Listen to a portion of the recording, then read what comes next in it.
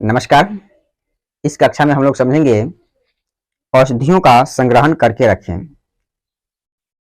पिछली कक्षा में समझे थे अस्थियों का स्थान, इसमें संग्रहण करके कैसे रखना है, किस स्थान पर रखना है। तो आइए कक्षा प्रारंभ कर रहे हैं।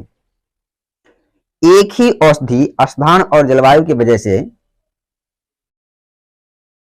भेद होता है। उसमें एक ही औषधि होती है और लेकिन स्थान स्थान की वजह से उसमें कुछ ना कुछ भेद हो जाती है। जैसे मनुष्य तो सब मनुष्य होते हैं, लेकिन दक्षिण भारत के मनुष्य में और उत्तर भारत के मनुष्य में कुछ ना कुछ फर्क होती है, वो भी आप लोग भी देख रहे हैं। तो वही बात है कि जलवायु के कारण कुछ ना कुछ उसमें भेद हो जाती है। उत्तम, मध्यम और निकृष्ट श्रेणी की होती है, यानी 3 क्वालिटी की होती है, उच्च, मध्यम और निम्न क्वालिटी की। ठीक है। सर्वोत्तम सनाई बंगलोर में पैदा होती है और वह प्रायः सारी की सारी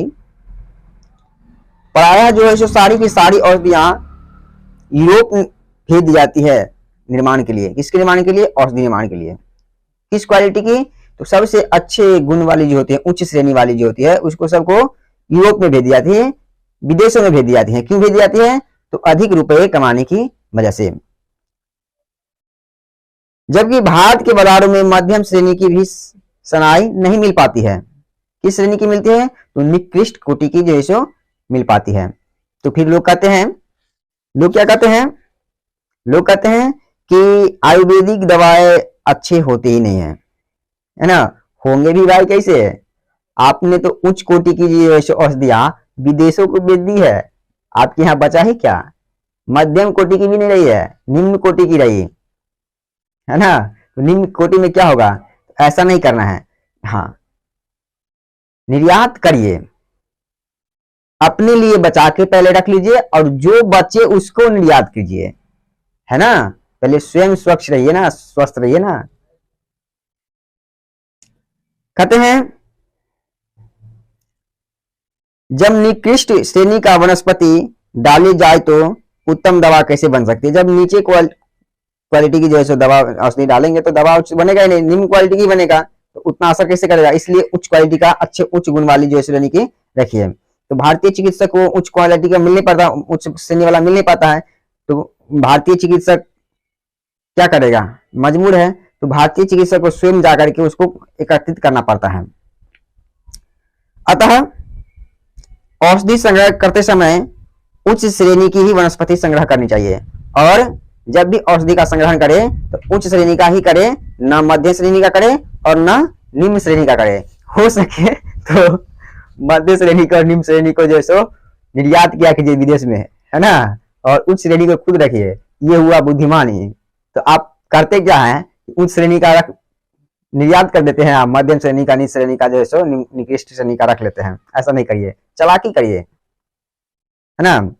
लेकिन ऐसा नहीं करना है, अपने लिए भी रखना है उच्च श्रेणी का और बचे हुए भाग को जो है निर्यात करना है। ठीक।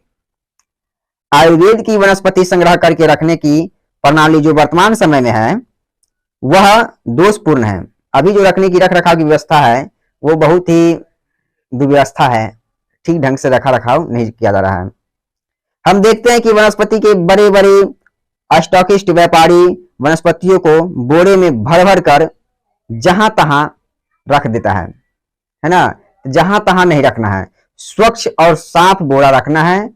ठीक है, उसमें भर के रखना है, ना कच्चा रखना है ना गीला रखना है, सुखा करके अच्छी तरह से रखना है ताकि वो खराब ना हो, फुनफुनाए नहीं, कीड़ा ना लगे उसमें। ठीक है, जिससे वनस्पतियां शीघ्र ही क्या होती हैं, सड़ गल जाती है। अगर कच्चा रख देते हैं, भींगा हुआ रख देते हैं, सूखा हुआ नहीं रहता तो जल्दी सड़ जाता है, कीड़ा लग जाता है ना, फुनफुना जाता है। इस काम को उत्तम रीति से करने की विधान यह है। क्या है? इस काम को कैसे करें उत्तम रीति से, माने अच्छी तरीका से, कि वनस्पति को रखते समय देखना चाहिए कि वनस्पति मूल, छाल आदि जो है अच्छी तरह से सूखी है या नहीं। गीला या कुछ ही वनस्पति रखने के लिए बोरे नए और स्वच्छ होना चाहिए। गीला नहीं रखना है, स्वच्छ रखना है, नया बोरा होना चाहिए, पुराना बोरा में नहीं रखना है। ठीक है।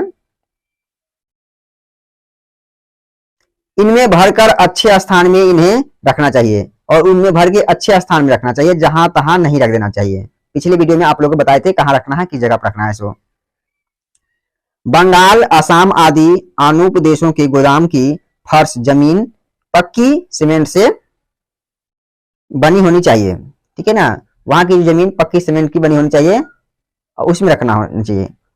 बिहार, मध्य प्रांत आदि स्थानों में भी गोदाम पक्के होने चाहिए। यहाँ भी बिहार आदि जो है मध्य प्रांत में भी गोदाम पक्के होने चाहिए और सूखी लकड़ी के तख्ते डालकर वनस्पति के बोरे रखने चाहिए। फर्श है पक्के की है तो ठीक है, पक्के की है ठीक है, लेकिन पक्के पर भी लकड़ी की तख्ती जो होती है ना, फर्नीचर जिससे बनते हैं कसकर, उस पर रखना चाहिए बिछा करके, ठीक है। राजपूताना, गुजरात, पंजाब आदि प्रांतों में वर्षा कम होती है। यहाँ क्या होती है, वर्षा कम होती है, अतः साधारण गोदामों से भी काम चल सकता है। जिस स्थान पर बारिश कम होती है वहां साधारण गोदाम से भी काम चल जाता है, ठीक है ना। इसलिए बारिश के समय में जमीन जो है सो सर दिया जाता है तो सलाबी के कारण जो है औषधि खराब हो सकती है ना। इन गोदामों में सूर्य की किरणें जानी चाहिए, यदि किरणें न जा सके तो प्रकाश तो जाना ही चाहिए। उस जिस गोदाम में औषधि रखा है उस गोदाम में सूर्य की रोशनी जाना चाहिए, ठीक है। अगर सूर्य की रोशनी नहीं पहुंच रही है तो कम से कम प्रकाश पहुंचना चाहिए, अंधेरा पूर्ण रूपेण न होना चाहिए। जहां वर्षा अधिक होती हो वहां की गोदाम को प्रकाश और हवा का ऐसा प्रबंध करना चाहिए, और जहां वर्षा अधिक होती हो उस स्थान को धूप की व्यवस्था जरूर करनी चाहिए, हवा की व्यवस्था जरूर करनी चाहिए ताकि औषधि खराब ना हो। जो समय के अनुसार काम देता रहे। वर्षा काल में आर्द्र जल मिश्रित हवा गोदाम में नहीं जानी चाहिए। इस तरह की जो वर्षा काल में ठंडापन वगैरह वैसा पानी वैसे नहीं जाना चाहिए। वर्षा के अलावा अन्य ऋतुओं में वायु का संचार जाना आना गोदाम में होते रहना चाहिए, ठीक है। वर्षा के समय में गोदाम में जाना आना लगा होना चाहिए। अब जाने आने का मतलब क्या, जाए आए खाना पीना खाने के लिए नहीं, इसका मतलब हुआ उस औषधियों को देख रेख के लिए देखना है, इस बोरे को उठा के उस बोरे को उठा के खोल के कि अच्छी ठीक ढंग से है या नहीं, या फिर खराब हो रही है, तो इस सब के जो है सो देखने के लिए अपने लोग को वहां जाना है, ना कि केवल उसमें नाश्ता पानी करने के लिए नहीं जाना है, औषधि को देख रेख करने के लिए जाना है, ठीक है। गोदाम में लाट यानी थोक लगाते समय यह भी ध्यान रखना चाहिए कि एक दूसरे से विरोधी चीजें एक साथ नहीं रखी जाए। अब हमको जो हम जो औषधि रखे हैं तो कुछ ना कुछ औषधि होती है कि एक दूसरे की विरोधी होती है, जो एक साथ नहीं रखी जा सकती है, उससे जो है साइड इफेक्ट यानी हानि पहुंच सकती है, तो उस औषधि को अलग रखें और औषधि को अलग रखें। जो औषधि एक साथ रखी जा सकती है उसको एक साथ रख सकते हैं, और जो जिसमें विभेदी है ना, उसको अलग अलग रखें। वनस्पति के बड़े बड़े व्यापारी लोग वनस्पतियों के साथ में मिर्च मसाला, हींग, मुनक्का आदि के बोरे रख देते हैं, है ना। बड़े बड़े व्यवसायी लोग जो ऐसे क्या करते हैं, मिर्च मसाला आ गई, हींग मुनक्का आदि की जो मसाले की बोरे जो है वो भी रख देते हैं, है ना।